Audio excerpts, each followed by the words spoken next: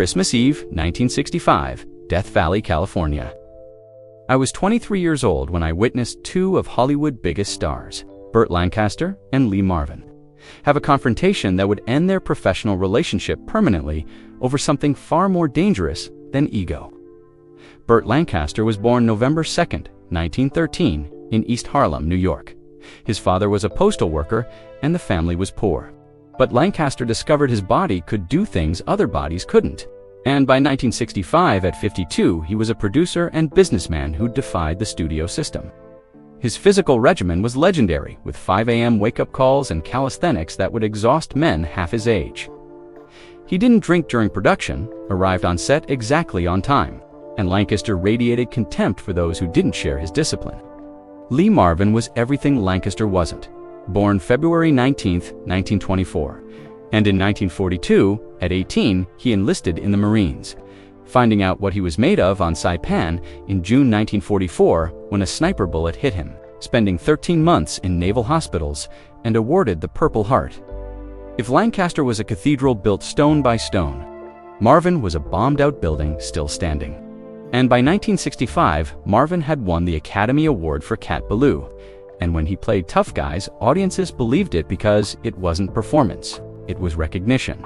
And the drinking wasn't a problem but medicine, because when you watched 19-year-olds screaming for their mothers, whiskey isn't recreation. Christmas Eve, 1965, and by 11:17 p.m., I heard Marvin's voice saying, "Look at him, Burt Lancaster still doing push-ups on Christmas Eve." That not discipline, that fear of being ordinary, fear that if he stops performing, everyone will see what he really is. A circus performer who parlayed it into a career playing men he'll never be. Soldiers, warriors, real men. And Lancaster appeared and said, "Say it again." And Marvin stood up saying, "You weren't there when it mattered. World War II, you were stateside entertaining troops, while guys like me were dying.